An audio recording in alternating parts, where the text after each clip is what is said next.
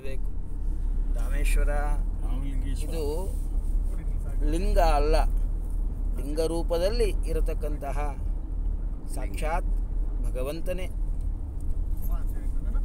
ಅವನನ್ನು ರಾಮೇಶ್ವರ ಅಂತ ಕರಿತಾ ಇದ್ದಾರೆ, ರಾಮನಾಥೇಶ್ವರ ಅಂತಲೂ ಕೂಡ ಕರಿತಿದ್ದಾರೆ. ಹಲೋ,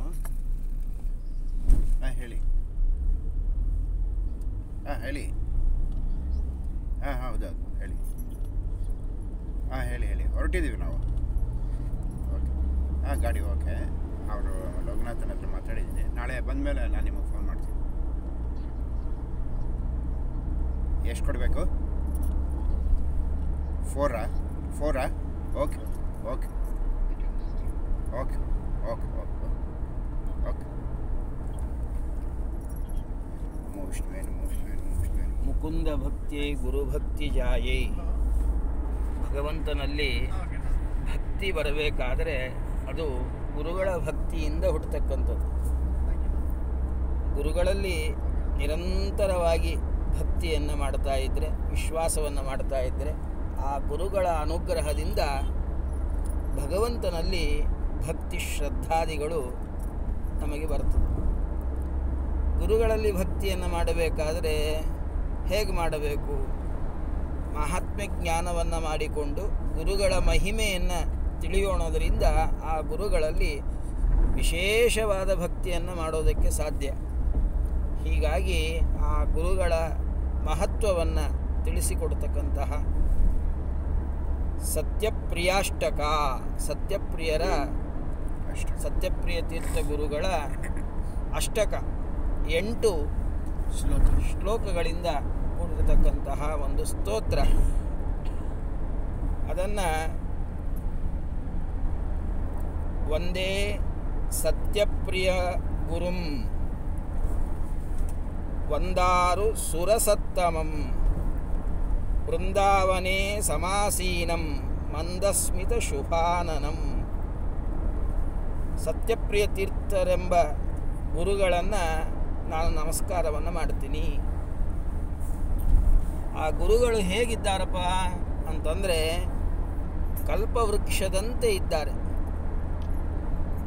ಯಾರೇ ಗುರುಗಳ ಸೇವೆಯನ್ನು ಮಾಡಿದರೂ ಕೂಡ ಭಕ್ತಿಯಿಂದ ಅವರನ್ನು ಸೇವಾ ಮಾಡಿತು ಅಂತಂದರೆ ಅವರಿಗೆ ಏನು ಬೇಕು, ಅವರು ಏನು ಅಪೇಕ್ಷೆಯನ್ನು ಮಾಡ್ತಾರೋ ಅದನ್ನೆಲ್ಲವನ್ನೂ ಕೊಡ್ತಾರೆ.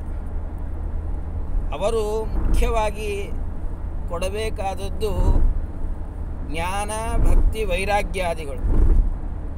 ಅವರು ಕೊಡೋದೇ ಅದನ್ನು. ಆದರೆ ಯಾರು ಸೇವೆಯನ್ನು ಮಾಡೋದಕ್ಕೆ ಬಂದಿರ್ತಾರೆ ಅವರು ಜ್ಞಾನ, ಭಕ್ತಿ, ವೈರಾಗ್ಯಾದಿಗಳನ್ನು ಕೇಳ್ಕೊಳ್ಳೋದೇ ಇಲ್ಲ. ಯಾರು ಗುರುಗಳ ಸೇವೆಯನ್ನು ಮಾಡ್ತಾರೆಯೋ ಅವರು ಕೇಳ್ಕೊಳ್ಬೇಕಾದದ್ದು ಜ್ಞಾನ, ಭಕ್ತಿ, ವೈರಾಗ್ಯವನ್ನು. ಅದನ್ನು ಕೊಡೋದಕ್ಕಾಗಿಯೇ ಗುರುಗಳು ಇದ್ದಾರೆ. ಆದರೆ ಅದನ್ನು ನಾವು ಕೇಳ್ಕೊಳ್ಳೋದಿಲ್ಲ. ಬೇರೆ ಏನೇನೋ ಕೇಳ್ಕೊಳ್ತೀವಿ. ಮಕ್ಕಳು ಬೇಕು ಅಂತೀವಿ, ಒಳ್ಳೆ ಅಧಿಕಾರ ಬೇಕು ಅಂತೀವಿ, ಅಥವಾ ಬೇರೆ ಏನೋ ಬೇಕು ಅಂತ ಕೇಳ್ಕೊಳ್ತೀವಿ. ಆದರೆ ಅದನ್ನೂ ಕೂಡ ಕೊಡ್ತಾರೆ. ಯಾಕೆ ಅಂತಂದರೆ ರೋಚನಾರ್ಥಂ ಫಲಶ್ರುತಿ. ಮೊದಲಿಗೆ ತನ್ನ ಹತ್ತಿರ ಕರೆದುಕೊಳ್ಬೇಕು, ಆಮೇಲೆ ಏನು ಹೇಳಿದ್ರು ಕೂಡ ಕೇಳ್ತಾರೆ. ತಮ್ಮ ಹತ್ತಿರ ಕರೆದುಕೊಳ್ಳೋದಕ್ಕಾಗಿ ಭಕ್ತರು ಏನೆಲ್ಲ ಅಪೇಕ್ಷೆಯನ್ನು ಮಾಡ್ತಾರೆಯೋ ಆ ಎಲ್ಲ ಅಪೇಕ್ಷೆಯನ್ನು ಕೊಟ್ಟು ನಿಧಾನವಾಗಿ ಭಗವಂತನಲ್ಲಿ ಭಕ್ತಿ, ಭಗವಂತನ ಜ್ಞಾನ, ವಿಷಯ ಪದಾರ್ಥಗಳಲ್ಲಿ ವೈರಾಗ್ಯವನ್ನು ಕೊಟ್ಟು ಉದ್ಧಾರವನ್ನು ಮಾಡತಕ್ಕಂಥವ್ರು. ಅದಕ್ಕಾಗಿ ವೃಂದಾರು ಸುರಸತ್ತಮಂ. ವೃಂದಾರು ಅಂತಂದರೆ ದೇವತೆಗಳು. ಆ ದೇವತೆಗಳ ಲೋಕದಲ್ಲಿ ಇರತಕ್ಕಂತಹ ಉತ್ತಮವಾದಂತಹ ಕಲ್ಪವೃಕ್ಷ ಏನಿದೆ ಆ ಕಲ್ಪವೃಕ್ಷಕ್ಕೆ ಸಮಾನರಾಗಿ ಇದ್ದಾರೆ. ಅಂತಹ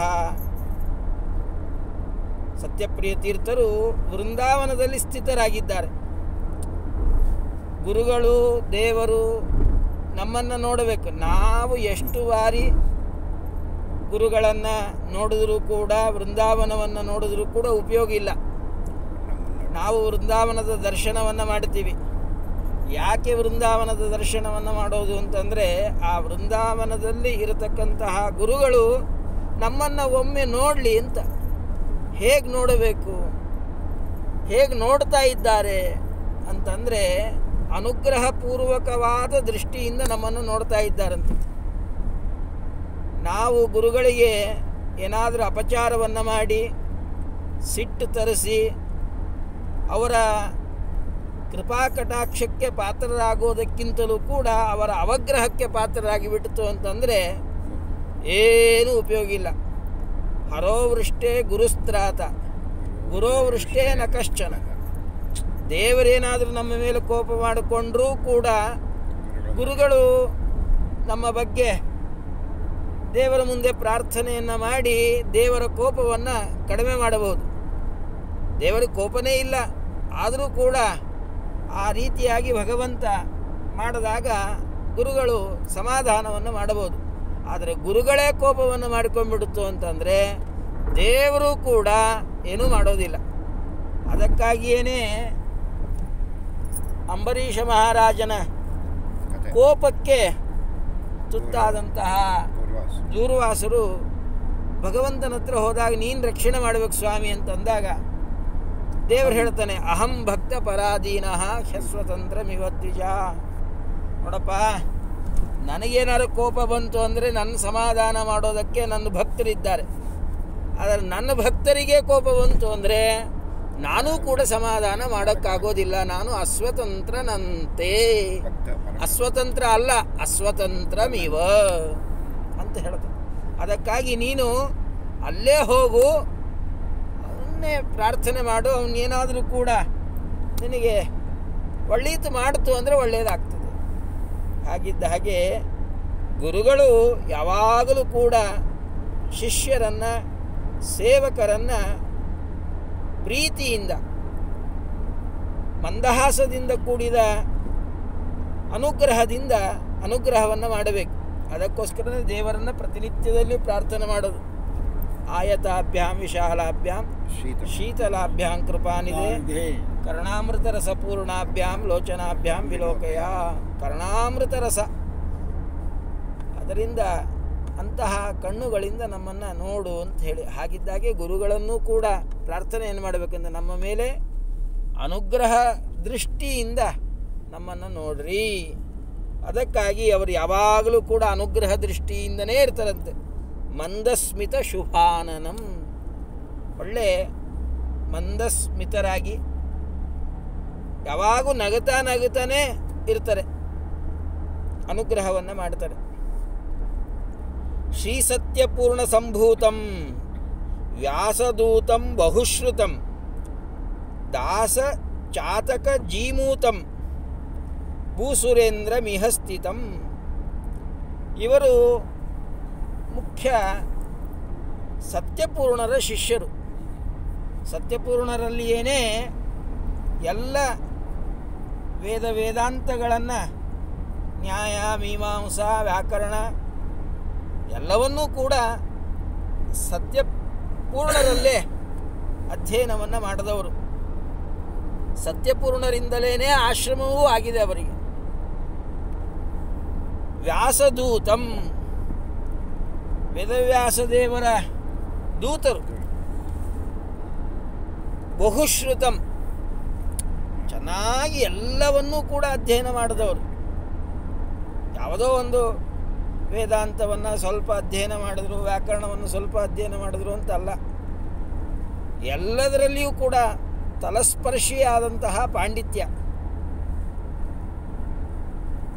ದಾಸ ಚಾತಕ ಜೀಮೂತಂ, ಯಾರು ದಾಸರಿದ್ದಾರೆ, ಸೇವಕರಿದ್ದಾರೆ, ಅಂತಹ ಚಾತಕ ಪಕ್ಷಿಗಳಿಗೆ ಜೀಮೂತ ಇದ್ದಂಗೆ, ನೀರು ತುಂಬಿದ ಮೋಡಗಳಿದ್ದ ಹಾಗೆ. ಚಾತಕ ಪಕ್ಷಿಗಳೆಲ್ಲ ಏನು ಮಾಡ್ತದೆ ಅಂದರೆ ಬಾಯಿ ಬಿಟ್ಕೊಂಡು ಕೂತಿರ್ತವೆ. ಭಾಳ ಮಡಿ ಆಚಾರ್ಯರು. ಅವರಿಗೆ ಕೆಲವರು ಭಾರಿ ಮಡಿ ಮಾಡ್ತಿರ್ತಾರಲ್ಲ, ಅಂಥ ಆಚಾರ್ಯಗಳಿಗೆ ಟ್ಯಾಂಕ್ ನೀರು ನಡೆಯೋದಿಲ್ಲ. ನೆಲ್ಲಿ ನೀರು ನಡೆಯೋದಿಲ್ಲ, ಕಾರ್ಪೊರೇಷನ್ ನೀರು ನಡೆಯೋದಿಲ್ಲ. ಹಳ್ಳ ಕೊಳ್ಳ ಬಾವಿ ಯಾವ ನೀರು ನಡೆಯೋದಿಲ್ಲ, ನದಿ ನೀರೇನೇ ಆಗಬೇಕು, ಅಷ್ಟು ಮಡಿ ಇರ್ತಾರೆ ಆಚಾರ. ಈ ಆಚಾರಗಳಿಗಿಂತಲೂ ಕೂಡ ಚಾತಕ ಪಕ್ಷಿ ಭಾರಿ ಮಡಿಯಂತೆ. ನೀವು ಬಾವಿ ನೀರು ಅಲ್ಲ, ನದಿ ನೀರಲ್ಲ, ಸಮುದ್ರ ನೀರಲ್ಲ, ಯಾವ್ಯಾವ ನೀರನ್ನು ತಗೊಳ್ಳೋದಿಲ್ಲ. ಯಾಕೆ? ಯಾರೋ ಮುಟ್ಟಿರ್ತಾರೆ, ನೇರವಾಗಿ ನನ್ನ ಬಾಯಿಗೆ ಬಂದು ಬೀಳಬೇಕು ನೀರು ಅಂಥೇಳಿ ಚಾತಕ ಪಕ್ಷಿ ಆಕಾಶಕ್ಕೆ ಮುಖ ಮಾಡಿ ಬಾಯಿ ಬಿಟ್ಕೊಂಡು ಕೂತಿರ್ತದಂತೆ. ಯಾವಾಗ ಮಳೆ ನೀರು ಬರ್ತದೋ ನೀರು ಕುಡಿಲೋ ಅಂತ ಹೇಳಿ. ಹಾಗಿದ್ದಾಗೆ ದಾಸ ಚಾತಕ ಜೀಮೂತಂ, ಯಾರು ಸತ್ಯಪ್ರಿಯ ತೀರ್ಥರನ್ನು ಸೇವಾ ಮಾಡಬೇಕು ಅಂತ ಬಂದಿರ್ತಾರೆ ಅವರಿಗೆ ಎಲ್ಲ ವಿಧವಾದ ಅಭೀಷ್ಟಗಳನ್ನು ಕೊಟ್ಟು ದಾಸರೆಂಬ ಚಾತಕ ಪಕ್ಷಿಗಳಿಗೆ ನೀರು ತುಂಬಿದ ಮೋಡಗಳು ಹೇಗೆ ಸಂತೋಷವನ್ನು ಕೊಡಬೇಕೋ ಹಾಗೆ ಅನುಗ್ರಹವನ್ನು ಮಾಡ್ತಾ ಇದ್ದಾರೆ. ಭೂಸುರೇಂದ್ರಂ ಇಹ ಸ್ಥಿತಂ, ಭೂಸುರೇಂದ್ರರು ಭೂಮಿಯಲ್ಲಿರ್ತಕ್ಕಂತಹ ಬ್ರಾಹ್ಮಣರೇನಿದ್ದಾರೆ ಅವರೆಲ್ಲರಲ್ಲಿಯೂ ಕೂಡ ಉತ್ತಮರು. ಅಂತಹ ಸತ್ಯಪ್ರಿಯರು ಇಲ್ಲಿ ಇದ್ದಾರೆ. ಶ್ರೀ ಸತ್ಯ ವಿಜಯಾಂಬೋಧಿ ಜಾತಂ ಶ್ರೀಶಕರಂ ಭಜೆ. ಇವರು ಸತ್ಯವಿಜಯರ ಶಿಷ್ಯರು ಹೌದು.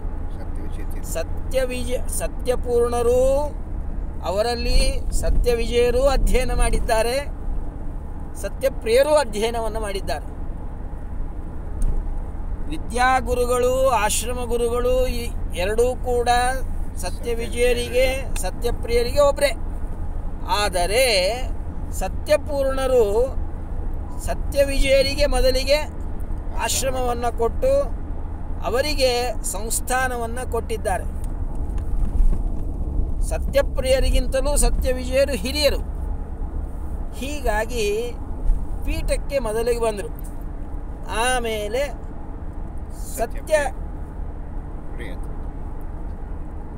ಸತ್ಯಪೂರ್ಣರ ಆಜ್ಞಾನುಸಾರವಾಗಿ ಸತ್ಯಪ್ರಿಯರಿಗೆ ಸತ್ಯವಿಜಯರು ಆಶ್ರಮವನ್ನು ಕೊಟ್ಟು ದಂಡಪಲ್ಲಟಾದಿಗಳನ್ನು ಮಾಡಿ ಅವರನ್ನು ಪೀಠದಲ್ಲಿ ಕೂಡಿಸಿದ್ದಾರೆ. ಹೀಗಾಗಿ ಸತ್ಯ ವಿಜಯರ ಶಿಷ್ಯರು ಹೌದು. ಶ್ರೀಶಕರಂ ಭಜೆ, ಯಾವಾಗಲೂ ಕೂಡ ಭಗವಂತನ ಆರಾಧನೆಯನ್ನು ಮಾಡತಕ್ಕಂಥ. ಎಲ್ಲಿದ್ದಾರಪ್ಪ ಇವರು ಅಂತಂದರೆ ಮಧುರೈ. ಯಾವ ಮಧುರೈ? ಮಾನಾ ಮಧುರೆಯಲ್ಲಿ ಇದ್ದಾರೆ. ಕೀಶ ವೀರಾಖ್ಯ ಮಧುರಾವಾಸಂ. ಕೀಶವೀರ ಅಂತಂದರೆ ಮಾನ ಅಂತ ಅರ್ಥ. ಮಾನಾಖ್ಯ ಮಧುರಾವಾಸಂ, ಮಧುರ ಪಟ್ಟಣದಲ್ಲಿ ಇದ್ದಾರೆ. ಶ್ರೀಶ ಪಾದಾರ್ಚಕಂ, ಯಾವಾಗಲೂ ಕೂಡ ರಾಮದೇವರ, ಸೀತಾದೇವಿಯರ, ದಿಗ್ವಿಜಯ ರಾಮದೇವರ, ವೇದವ್ಯಾಸ ವ್ಯಾಸಮುಷ್ಟಿಗಳ ಆರಾಧನೆಯನ್ನು ವಿಶೇಷವಾಗಿ ಮಾಡ್ತಾ ಈ ಯಾವ ಮಾನಾ ಮಧುರೆಯಲ್ಲಿ ಅವರಿದ್ದಾರೆ. ಭೂತಲೇ ಖ್ಯಾತ ಚಾರಿತ್ರ್ಯಂ, ಅವರ ಚಾರಿತ್ರ್ಯ, ಅವರ ಸ್ವಭಾವ ಸಾಧು ಸ್ವಭಾವ. ಯಾರನ್ನೂ ಕೂಡ ನಿಂದನೆ ಮಾಡೋದಾಗಲಿ, ಯಾರಿಗೆ ಬೈಯೋದಾಗಲಿ ಯಾವ್ಯಾವುದೂ ಇಲ್ಲ. ಒಳ್ಳೆ ಸಾತ್ವಿಕವಾದಂತಹ ಸ್ವಭಾವದಿಂದ ಜಗತ್ತಿನಲ್ಲೆಲ್ಲ ಪ್ರಸಿದ್ಧರಾಗಿದ್ದಾರೆ. ಇಂಥವರ ದರ್ಶನವನ್ನು ಮಾಡಿದ್ರೆ ಅದಕ್ಕೇನು ಫಲ ಅಂತಂದರೆ ಸೇತು ಯಾತ್ರಾ ಫಲಪ್ರದಂ. ರಾಮ ಸೇತುವೆಯನ್ನು ದರ್ಶನ ಮಾಡಿದ್ರೆ ಏನು ಪುಣ್ಯ ಬರಬೇಕು, ಆ ಪುಣ್ಯ ಕೇವಲ ಸತ್ಯಪ್ರಿಯ ತೀರ್ಥರ ವೃಂದಾವನ ದರ್ಶನವನ್ನು ಮಾಡೋದರಿಂದ ಬರ್ತಾ ಇದೆ. ಸೇತು ದರ್ಶನವನ್ನು ಮಾಡಿದ್ರೆ ಏನು ಪುಣ್ಯ ಬರ್ತದಪ್ಪ ಅಂದರೆ ಬ್ರಹ್ಮಹತ್ಯಾದಿ ದೋಷಗಳೆಲ್ಲವೂ ಕೂಡ ಪರಿಹಾರವಾಗ್ತದೆ. ಸೇತುಂ ದೃಷ್ಟ ಬ್ರಹ್ಮಹತ್ಯಾಂ ವ್ಯಪೋಹತಿ. ಒಳ್ಳೆ ಹೇಗೆ ಸೇತು ದರ್ಶನವನ್ನು ಮಾಡಬೇಕು ಅಂದರೆ ಹೇಗೇಗೋ ಮಾಡೋದಲ್ಲ, ಬರಿಗಾಲಿನಲ್ಲಿ ನಡೆದುಕೊಂಡು ಹೋಗಬೇಕಂತೆ. ನಮ್ಮ ಊರಿನಿಂದ ರಾಮೇಶ್ವರದ ತನಕನೂ ನಡ್ಕೊಂಡು ಹೋಗಬೇಕು, ಬರಿಗಾಲಲ್ಲಿ ಹೋಗಬೇಕು. ಹೋಗ್ತಾ ಇರಬೇಕಾದಾಗ ಮಧ್ಯದಲ್ಲಿ ನಾವು ಮಾಡಿದಂತಹ ಪಾಪಗಳನ್ನು ಉದ್ಘೋಷಣೆ ಮಾಡ್ತಾ ಜೋರಾಗಿ ನಮ್ಮ ಪಾಪವನ್ನು ಹೇಳ್ತಾ ಹೋಗಬೇಕಂತ. ಹೋಗಿ ಭಕ್ತಿಯಿಂದ ಸೇತು ದರ್ಶನವನ್ನು ಮಾಡಿದ್ರೆ ಆ ಸೇತು ದರ್ಶನದಿಂದ ನಮ್ಮ ಎಲ್ಲ ವಿಧವಾದ ಪಾಪಗಳ ಪರಿಹಾರ ಆಗ್ತದೆ, ಪುಣ್ಯ ಪ್ರಾಪ್ತಿ ಆಗ್ತದೆ. ಅದು ಕೇವಲ ಸತ್ಯಪ್ರಿಯ ತೀರ್ಥರ ವೃಂದಾವನವನ್ನು ದರ್ಶನ ಮಾಡೋದರಿಂದ ಬರ್ತಾ ಇದೆ. ಸೇತು ಯಾತ್ರಾ ಫಲಪ್ರದಂ ವಾತಪೋತಾಭಿಮುಖ್ಯೇನ ಸ್ಪೀತ ಕೂರ್ಮಾಸನೇ ಸ್ಥಿತ. ಕೂರ್ಮಗಳಲ್ಲಿ ವಾಯುಕೂರ್ಮ, ವಿಷ್ಣು ಕೂರ್ಮ ಅಂತಿದೆ. ಈ ಸತ್ಯಪ್ರಿಯರ ವೃಂದಾವನ ಏನಿದೆಯಲ್ಲ, ಆ ವೃಂದಾವನ ಕೂರ್ಮಾಸನದ ಮೇಲೆ ಇರತಕ್ಕಂಥದ್ದು. ಆ ಕೂರ್ಮ ಹೇಗಿದೆಯಪ್ಪ ಅಂತಂದರೆ ಸ್ಪೀತ ಕೂರ್ಮಾಸನೇ ಸ್ಥಿತಂ, ಒಳ್ಳೆ ನಗುಮುಖವಾಗಿರ್ತಕ್ಕಂತಹ ಕೂರ್ಮ. ಆ ಕೂರ್ಮಾಸನದ ಮೇಲೆ ಈ ಯಾವ ಸತ್ಯಪ್ರಿಯರು ಇದ್ದಾರೆ. ವೈಘಾಯಸಿ ಮಿಲದ್ರವ್ಯ ಕೃತಮಾಲಾ ಸರಿತ್ತಟೆ. ಎಲ್ಲಿದ್ದಾರಪ್ಪ? ವೈಘಾಯ್ ಅನ್ನುವಂತಹ ನದಿ. ಈ ನದಿ ಕೃತಮಾಲಾ ಅನ್ನುವಂತಹ ನದಿಗೆ ಸೇರ್ತದೆ. ಕೃತಮಾಲಾ ವೈಘೈ ಎಂಬ ಎರಡು ನದಿಗಳ ಸಂಗಮ ಆಗ್ತದೆ. ಅಂತಹ ನದಿಯ ದಂಡೆಯ ಮೇಲೆ ಇದ್ದಾರೆ. ವೈಘಾಸಿ ಮಿಲದ್ರವ್ಯ ಕೃತಮಾಲಾ ಸರಿತ್ತಟೆ ಪೀಠೆ ಸ್ಥಿತಂ ಮಹಾಶ್ಚರ್ಯಚರ್ಯಂ. ಪೀಠದಲ್ಲಿ ಮಠದಲ್ಲಿ ಇದ್ದಾರೆ. ಮತ್ತು ಮಹಾಶ್ಚರ್ಯಚರ್ಯಂ, ಭಾರೀ ಅದ್ಭುತವಾದಂತಹ ಮಹಿಮೆಗಳು, ಒಂದ ಎರಡ ಅನೇಕ ವಿಧವಾದಂತಹ ಆಶ್ಚರ್ಯಕರವಾಗಿರ್ತಕ್ಕಂಥ ಮಹಿಮೆಗಳು ಈ ಯಾವ ಸತ್ಯಪ್ರಿಯ ತೀರ್ಥ ಶ್ರೀಪಾದಂಗಳವರದು. ಸಂತಂ ಸದಾಶ್ರಯೇ ಸತ್ಯಬೋಧ ಸಮಾರಾಧ್ಯಂ. ಎಂಥವರಪ್ಪ ಇವರು? ಇವ್ರ ಮಹಿಮೆ ಏನು ಅಂತಂದರೆ, ಇವರ ಮಹಿಮೆ ಇವರು ಶಿಷ್ಯರಿಂದ ತಿಳಿದುಕೊಳ್ಳ್ರಿ ಅಂತಾರೆ. ಶಿಷ್ಯರು ಯಾರು? ಸತ್ಯಬೋಧ ತೀರ್ಥರು. ಆ ಸತ್ಯಬೋಧ ತೀರ್ಥರಿಂದ ಯಾವಾಗಲೂ ಕೂಡ ನಮಸ್ಕೃತರಾಗಿದ್ದಾರೆ ಸತ್ಯಪ್ರಿಯ ತೀರ್ಥರು. ಇದೇ ಇವರ ಮಹಿಮೆ ಅಂತ. ಯಾಕೆ ಅಂತಂದರೆ ಸತ್ಯಬೋಧರು ಯೋ ದರ್ಶಯೇತ್ ರವಿಂ ರಾತ್ರೋ ಸತ್ಯಬೋಧೋಸ್ತು ಮೇ ಮುದೆ.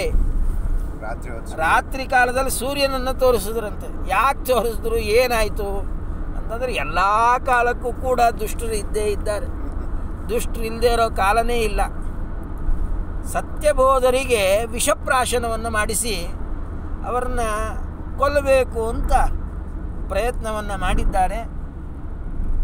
ಚಿಕ್ಕ ನೈವೇದ್ಯವನ್ನು ಮಾಡುವಂತಹ ವ್ಯಕ್ತಿಗೆ ಹಣದ ಆಮಿಷವನ್ನು ತೋರಿಸಿ ದುಷ್ಟರು ವಿಷಪ್ರಯೋಗವನ್ನು ಮಾಡಿದ್ದಾರೆ. ಆಹಾರದಲ್ಲಿ ದೇವರಿಗೆ ನೈವೇದ್ಯವನ್ನು ಇಟ್ಟರು. ಅವನಿಗೆ ಅಡಿಗೆ ಮಾಡಬೇಕಾದಾಗಲೇ ಕೈ ನಡುಗ್ತಾ ಇದೆ. ಆದರೂ ಕೂಡ ದುಡ್ಡಿನ ಆಮಿಷಕ್ಕಾಗಿ ವಿಷವನ್ನು ಅಡಿಗೆಯಲ್ಲಿ ಬೆರೆಸಿದ್ದಾನೆ. ದೇವರ ನೈವೇದ್ಯವನ್ನು ಇಟ್ಟಿದ್ದಾರೆ. ದೇವರ ನೈವೇದ್ಯ ಆಯಿತು, ಎಲ್ಲ ಆಗೋಯ್ತು. ಸತ್ಯಬೋಧರು ಭಿಕ್ಷಾ ಸ್ವೀಕಾರ ಮಾಡಬೇಕು, ಕುಳಿತಿದ್ದಾರೆ. ಎಲೆಯನ್ನು ಹಾಕಿದ, ಅನ್ನವನ್ನು ಹಾಕಿದ್ದಾನೆ. ಆವಾಗ ಅವನ ಕೈ ನಡುಗಕ್ಕೆ ಶುರುವಾಯಿತು. ಬಾಯಿ ಬಿಟ್ಟುಬಿಟ್ಟ, ಸ್ವಾಮಿ ಇಂಥ ಅಪರಾಧ ಆಗಿದೆ, ನಾನು ವಿಷವನ್ನು ಬೆರೆಸಿದ್ದೇನೆ, ಈ ಅನ್ನ ಬೇಡ, ಬೇರೆ ಅನ್ನ ಮಾಡಿ ಹಾಕ್ತೀನಿ. ಅದಕ್ಕೆ ಸತ್ಯಬೋಧರಂದರು, ಅಲ್ಲೋ ದೇವರ ನೈವೇದ್ಯ ಆಗಿದೆ ರಾಮದೇವರಿಗೆ. ರಾಮದೇವರಿಗೆ ನೈವೇದ್ಯವಾದಂಥ ಅನ್ನವನ್ನು, ವೈಷ್ಣುದೇವ ಬಲಿಹರಣವಾದಂಥ ಅನ್ನವನ್ನು ಸ್ವೀಕಾರ ಮಾಡದಲೇ ಬೇರೆ ಅನ್ನ ಹೇಗೆ ಸ್ವೀಕಾರ ಮಾಡೋದು? ಇಲ್ಲ, ನಾನು ಇದನ್ನೇ ಸ್ವೀಕಾರ ಮಾಡ್ತೀನಿ. ಬೇಡ ಸ್ವಾಮಿ ಅಂತಂದರೂ ಕೂಡ ಇಲ್ಲ, ರಾಮದೇವರ ನೈವೇದ್ಯ ಆಗಿದೆ ಅಂಥೇಳಿ ಅದನ್ನೇ ಸ್ವೀಕಾರ ಮಾಡಿದ್ರು. ಸರಿ, ವಿಷದ ಬಾಧೆ ಪ್ರಾರಂಭ ಆಯಿತು. ರಾಜವೈದ್ಯರನ್ನೆಲ್ಲ ಕರೆಸಿದ್ದಾರೆ. ಸತ್ಯಬೋಧರೇನು ಸಾಮಾನ್ಯರಲ್ಲ. ನವಾಬ ಏನಿದ್ದ, ಆ ನವಾಬ ಈ ಯಾವ ಸತ್ಯಬೋಧರ ಶಿಷ್ಯ. ಏನು ಕಡಿಮೆ, ರಾಜವೈದ್ಯರೆಲ್ಲ ಬಂದರು. ಹೇಳಿದ್ರು, ನೋಡಿ ಸ್ವಾಮಿ, ನೀವು ಬದುಕಬೇಕಾದ್ರೆ ಮಲಗಬಾರ್ದು. ಮಲಗಿದ್ರೆ ಹೋಯ್ತು. ವಿಷ ಯಾರಿಗೆ ದೇಹದಲ್ಲಿ ಹೋಗಿರ್ತದೆ ಅವರು ನಿದ್ದೆ ಮಾಡಬಾರದು. ಸರಿ, ಏನು ಮಾಡಬೇಕು? ಅಖಂಡ ಪಾಠ ಹೇಳೋದಂತೆ, ಔಷಧಿ ಪಥ್ಯೆಯನ್ನು ಮಾಡಬೇಕು. ರಾತ್ರಿ ಕಾಲ ಎದ್ದಿರಬೇಕು, ರಾತ್ರಿ ಎಲ್ಲ ಪೂಜಾ, ರಾತ್ರಿಯೇ ಆಹಾರವನ್ನು ಸ್ವೀಕಾರ ಮಾಡಬೇಕು ಇತ್ಯಾದಿಗಳು. ಬೆಳಗ್ಗೆಲ್ಲ ಪಾಠ ಹೇಳೋದಂತೆ, ರಾತ್ರಿ ಪೂಜೆ ಮಾಡಿ ಸ್ವಲ್ಪ ಆಹಾರವನ್ನು ಸ್ವೀಕಾರ ಮಾಡೋದು. ಹೀಗೆ 1 ತಿಂಗಳ ಕಾಲ ಮಾಡಬೇಕು. ರಾಜವೈದ್ಯರು ಹೇಳಿದ್ದಾರೆ. ಸರಿ, ಹಾಗೆ ಮಾಡ್ತಾ ಇದ್ದಾರೆ. ಮಠದಲ್ಲಿದ್ದವರೆಲ್ಲ ಮಾತಾಡ್ಕೊಳ್ಳೋಕೆ ಪ್ರಾರಂಭ ಮಾಡಿದ್ರು. ಏನು ಸ್ವಾಮಿಗಳು ಅಂತಾರಪ್ಪ, ಸೂರ್ಯ ಅಸ್ತ ಆದಮೇಲೆ ಊಟ ತಿಂಡಿಯನ್ನು ಮಾಡ್ತಾ ಇದ್ದಾರೆ. ಒಂದು ದಿವಸ ಸರಿ, 2 ತಿಂಗಳುಗಟ್ಟಲೆ ಹೀಗೆ ಮಾಡ್ತಾ ಇದ್ದಾರೆ. ಇವ್ರಿಗೆ ಆಚಾರ ಇಲ್ಲ, ವಿಚಾರ ಇಲ್ಲ ಅಂಥೇಳಿ ಎಲ್ಲರೂ ಮಾತಾಡ್ಕೊಳ್ತಾ ಇರಬೇಕಾದಾಗ ಈ ಸುದ್ದಿ ಸತ್ಯಬೋಧರ ಕಿವಿಗೆ ಬಿತ್ತು. ಸರಿ, ಒಂದು ದಿವಸ ಎಲ್ಲ ಶಿಷ್ಯರು ಕರೆದ್ರು. ಎಷ್ಟು ಈ ಟೈಮು?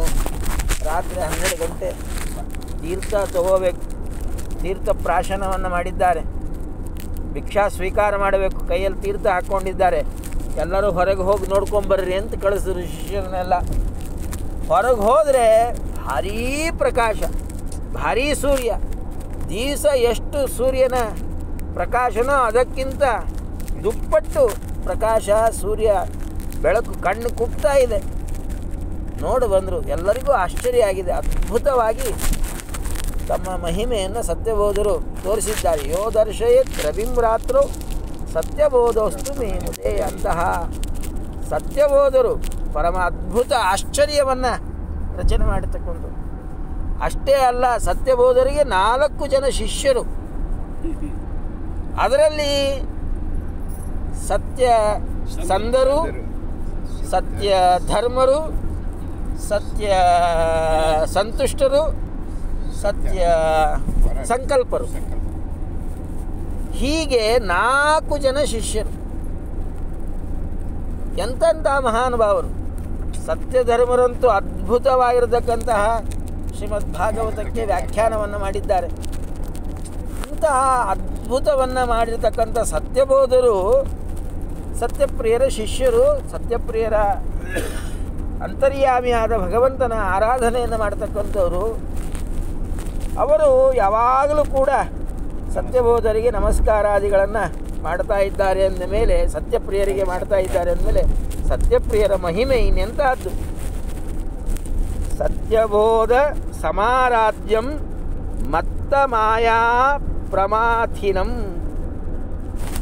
ಮದೋನ್ಮತ್ತರಾಗಿರ್ತಕ್ಕಂತಹ ಅದ್ವೈತಿಗಳೆಂಬ ಆನೆಗಳೇನಿದೆ, ಆ ಆನೆಗಳ ಗಂಡಸ್ಥಳವನ್ನು ಸೀಳತಕ್ಕಂಥವ್ರು. ಮತ್ತ ಮಾಯಾ ಪ್ರಮಾಥಿನಂ. ಮಾಯಾವಾದಿಗಳನ್ನು ವಾಕ್ಯಾರ್ಥದಲ್ಲಿ ನಿರಾಕರಣೆ ಮಾಡ್ತಕ್ಕಂಥ. ಅಷ್ಟೇ ಅಲ್ಲ, ಚಿತ್ತಶುದ್ಧಿಪ್ರದಂ. ಯಾರು ಸತ್ಯಪ್ರಿಯರ ಸೇವೆಯನ್ನು ಮಾಡ್ತಾರೆಯೋ ಅವರಿಗೆ ಅಂತಃಕರಣ ಶುದ್ಧಿ ಆಗ್ತದೆ. ದೇವರು ನಮ್ಮ ಮನಸ್ಸಿನಲ್ಲಿ ಬಂದು ಕೂಡಬೇಕಾದ್ರೆ, ದೇವರ ಧ್ಯಾನಾದಿಗಳನ್ನು ಮಾಡಬೇಕಾದ್ರೆ ಮೊದಲಿಗೆ ಮನಸ್ಸು ಶುದ್ಧವಾಗಬೇಕು.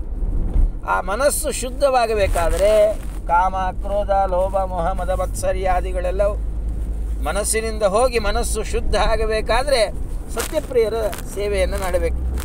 ಚಿತ್ತಶುದ್ಧಿಪ್ರದಂ ನೃಣಾಂ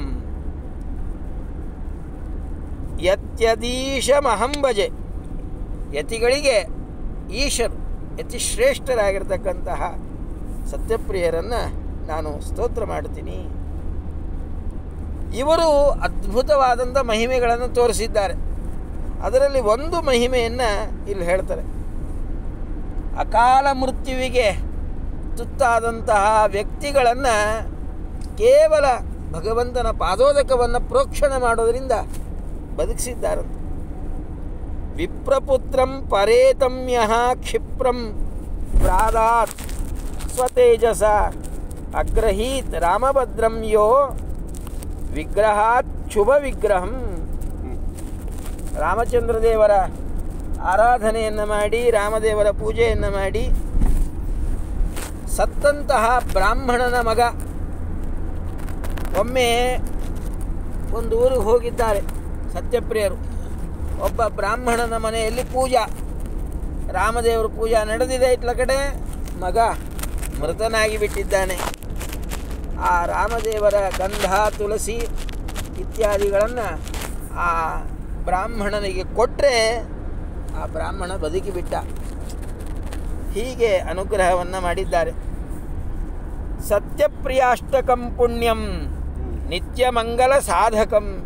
ಈ 8 ಶ್ಲೋಕಗಳಿಂದ ಕೂಡಿರತಕ್ಕಂಥ ಸತ್ಯಪ್ರಿಯಾಷ್ಟಕವನ್ನು ಯಾರು ಪ್ರತಿನಿತ್ಯದಲ್ಲಿಯೂ ಜಪವನ್ನು ಮಾಡ್ತಾರೆ, ಪ್ರತಿನಿತ್ಯದಲ್ಲಿಯೂ ಪಾರಾಯಣವನ್ನು ಮಾಡ್ತಾರೆ, ಅವರಿಗೆ ಯಾವಾಗಲೂ ಕೂಡ ಮಂಗಲವೇ ಆಗ್ತದೆ. ಪ್ರತ್ಯಹಂ ಪಠತಾಂ ಭೂಯಃ.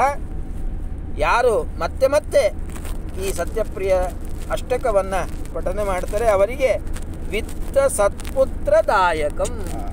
ಸಂಪತ್ತನ್ನು ಕೊಡ್ತಾರೆ.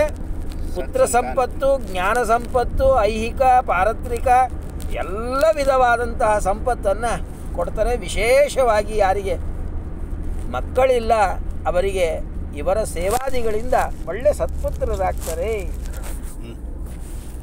ಯಕ್ಷಾಂತೋ ಭವತಿ ಸ್ವಯಂ ಭವತಿ ಭೂಜಾಜಾನಿ ಸಂಸೇವನೆ ಗಾಂಭೀರ್ಯೇ ಅಂಬುದಯತಿ ಅಘೋಗಹರಣೆ ಗಂಗಾತಿಧೀಶೋದನೆ ಶೇಷತ್ಯರ್ಧ ವಿವೇಚನೆ ಗುರುವತಿ ಶ್ರೀರಾಮತಿ ಪ್ರಾಭವೆ ತಂ ವಂದೇ ಮದವಿಷ್ಟ ಸಂತತಿಕರಂ ಸತ್ಯಪ್ರಿಯಾಖ್ಯಂ ಗುರುಂ.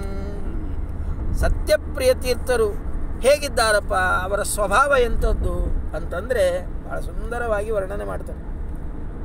ಕ್ಷಾಂತೋ ಭವತಿ, ಯಕ್ಷಾಂತೋ ಭವತಿ. ಶಾಂತಿ, ಸಮಾಧಾನ. ಮನುಷ್ಯನಿಗೆ ಏನು ಬೇಕು? ಸಮಾಧಾನ ಬೇಕು, ಸಹನೆ ಬೇಕು. ಒಮ್ಮಿಂದೊಮ್ಮೆಲೆ ಹರ್ಕೊಳ್ಳೋದು ಅಂತಾರಲ್ಲ, ಕೋಪ ಮಾಡ್ಕೊಳ್ಳೋದು ಅಂತಾರೆ, ಹಾಗೆ ಮಾಡ್ಕೊಳ್ಬಾರ್ದು. ಸಮಾಧಾನವಾದ ಮನಸ್ಸಿನಿಂದ ವಿಚಾರ ಮಾಡಬೇಕು. ಎಷ್ಟು ಕ್ಷಮ ಇತ್ತು ಅವರಲ್ಲಿ, ಶಾಂತಿ ಎಷ್ಟಿತ್ತು ಅಂತಂದರೆ ಅದಕ್ಕೆ ಹೇಳ್ತಾರೆ ಶಾಂತೌ. ಶಾಂತಿ, ಸಮಾಧಾನ, ಕ್ಷಮ ಗುಣದಲ್ಲಿ ಇವರು ಭವತಿ ಭವತಿಯಾಗಿದ್ದರು ಅಂತ. ಏನು ಭವತಿ ಅನ್ನೋ ಶಬ್ದಕ್ಕೆ ಅರ್ಥ? ಭೂವತ್ ಆಚರತೀತಿ ಭವತಿ, ಭೂಮಿಯಂತೆ ಇದ್ದಾರೆ ಅಂತ. ಕ್ಷಮಾ ಗುಣದಲ್ಲಿ ಭೂಮಿಯನ್ನು ಮೀರಿಸಿ ಇದ್ದಾರೆ ನೋಡ್ರಿ. ಕ್ಷಮಯ ಧರಿತ್ರಿ ಅಂತಾರೆ. ಕ್ಷಮಾ ಗುಣದಲ್ಲಿ ಧರಿತ್ರಿ, ಭೂಮಿ. ಇದು ಮೊದಲಿಗೆ ನಾವೇನೆಲ್ಲ ಹೊಲಸು ಮಾಡ್ತೀವಿ, ಮಲಮೂತ್ರಾದಿಗಳನ್ನು ವಿಸರ್ಜನೆ ಮಾಡ್ತೀವಿ.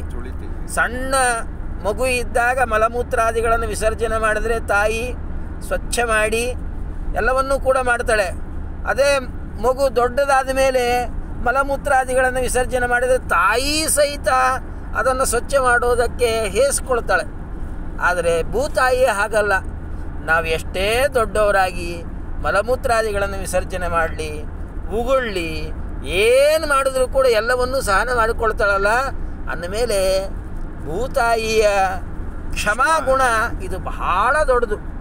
ಅದಕ್ಕಿಂತಲೂ ಕೂಡ ಈ ಯಾವ ಸತ್ಯಪ್ರಿಯ ತೀರ್ಥರು ಭಾರೀ ಕ್ಷಮ ಗುಣವುಳ್ಳವರಾಗಿದ್ದರು.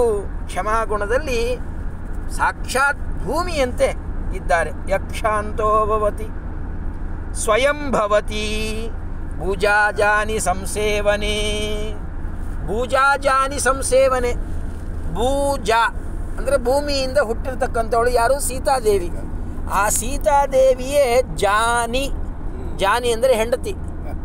ಭೂಜಾಜಾನಿ ಅಂದರೆ ರಾಮದೇವರು ಅಂತ ಅರ್ಥ. ಮೂಲ ರಾಮದೇವರು, ದಿಗ್ವಿಜಯ ರಾಮದೇವರು, ಅವರ ಸಂಸೇವನೆ, ಅವರ ಪೂಜಾದಿಗಳನ್ನು, ಸಂಸ್ಥಾನದ ಪೂಜಾ, ಸಂಸ್ಥಾನ ಪ್ರತಿಮೆಗಳು ಏನೆಲ್ಲ ಇದೆ ಆ ಪೂಜಾವನ್ನು ಹೇಗೆ ಮಾಡ್ತಾ ಇದ್ದಾರಪ್ಪ ಅಂದರೆ, ಚತುರ್ಮುಖ ಬ್ರಹ್ಮದೇವರು ಭಗವಂತನನ್ನು ಹೇಗೆ ಪೂಜಾ ಮಾಡಬೇಕೋ ಹಾಗೆ ಸತ್ಯಪ್ರಿಯ ತೀರ್ಥರು ಮೂಲ ರಾಮದೇವರ ಪೂಜೆಯನ್ನು ಅಷ್ಟು ವೈಭವೋಪೇತವಾಗಿ ಮಾಡ್ತಾ ಇದ್ರಂತೆ. ಸ್ವಯಂ ಭವತಿ. ಸ್ವಯಂ ಅಂದರೆ ಸ್ವಯಂಭೂ. ಸ್ವಯಂ ಭವತಿ ಇತಿ ಸ್ವಯಂಭೂ ಅಂದರೆ ಬ್ರಹ್ಮದೇವರು. ಸ್ವಯಂ ಭವತಿ, ಆ ಸ್ವಯಂಭೂಗಳಾದಂತಹ ಬ್ರಹ್ಮದೇವರಂತೆ ಪೂಜೆಯನ್ನು ಮಾಡ್ತಾ ಇದ್ದಾರೆ. ಸ್ವಯಂ ಭವತಿ, ಸ್ವಯಂ ಭವತಿ, ಸ್ವಯಂಭೂವತ್ ಆಚರತಿ ಇತಿ ಸ್ವಯಂಭೂ ಸ್ವಯಂ ಭವತಿ ಅಂತ ಆಗ್ತದೆ.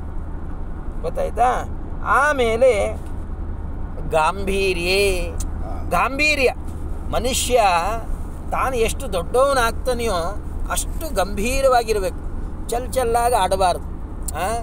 ಹೇಗಿರಬೇಕಪ್ಪ ಅಂತಂದರೆ ದೊಡ್ಡವ್ರ ಜೊತೆ ದೊಡ್ಡವ್ರು ಇದ್ದಂಗೆ ಇರಬೇಕು, ಸಣ್ಣವ್ರ ಜೊತೆ ಸಣ್ಣವ್ರು ಇದ್ದಂಗೆ ಇರಬೇಕು.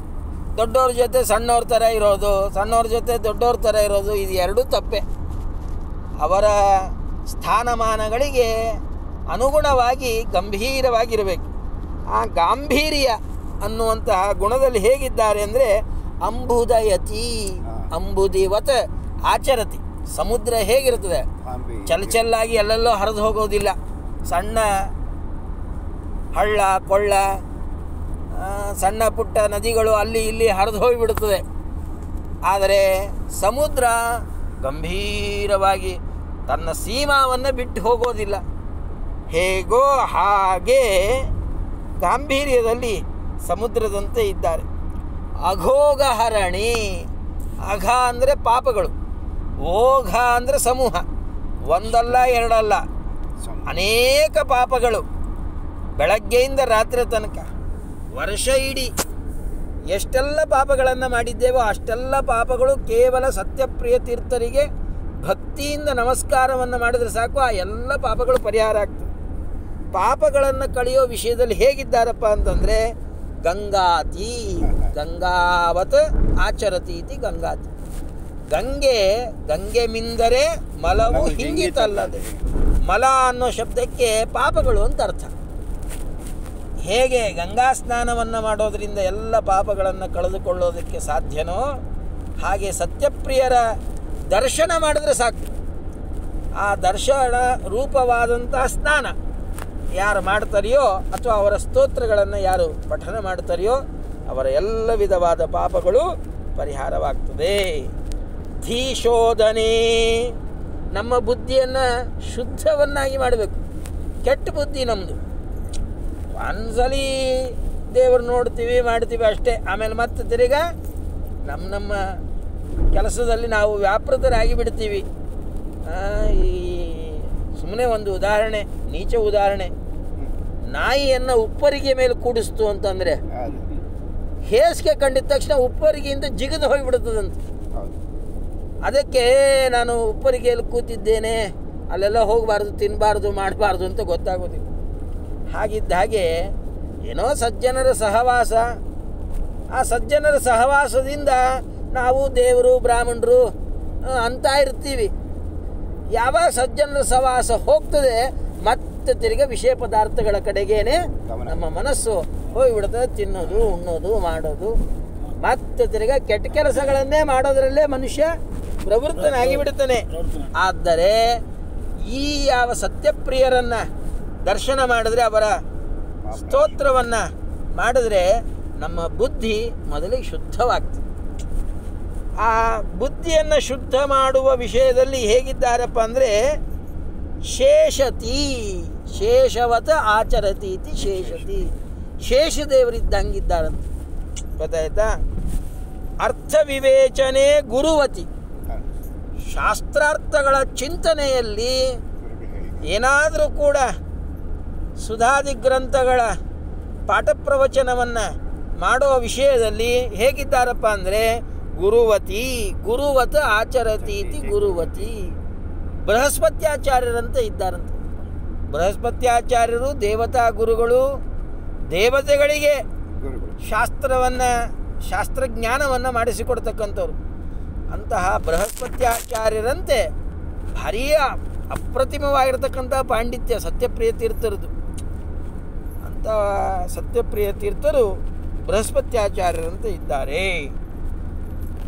ಶ್ರೀರಾಮತಿ ಪ್ರಾಭವೇ, ಪ್ರಭಾವ, ಸಾಮರ್ಥ್ಯ, ಗಟ್ಸ್ ಅಂತಾರಲ್ಲ, ಹೇಗಿತ್ತಪ್ಪ ಅವ್ರದ್ದು ಗಟ್ಸ್ ಹೇಗಿತ್ತು, ಅವರ ಸಾಮರ್ಥ್ಯ ಹೇಗಿತ್ತು ಅಂದರೆ ಶ್ರೀರಾಮತಿ, ರಾಮದೇವರ ಗಾಂಭೀರ್ಯ, ರಾಮದೇವರ ಗಟ್ಸು, ರಾಮದೇವರ ವ್ಯಕ್ತಿತ್ವ ಹೇಗಿತ್ತೋ ಹಾಗೆ ಸತ್ಯಪ್ರಿಯ ತೀರ್ಥರ ವ್ಯಕ್ತಿತ್ವ ಅನ್ನತಕ್ಕಂಥದ್ದಿದೆ. ಅಂತಹ ಸತ್ಯಪ್ರಿಯ ತೀರ್ಥರು ಮದಭಿಷ್ಟ ಸಂತತಿಕರಂ, ನಮಗೆ ಏನೆಲ್ಲ ಅಪೇಕ್ಷಿತವಾಗಿದೆ ಆ ಎಲ್ಲ ಅಪೇಕ್ಷಿತವಾದದ್ದನ್ನು ಕೊಡತಕ್ಕಂಥವರು ಆಗಿದ್ದಾರೆ.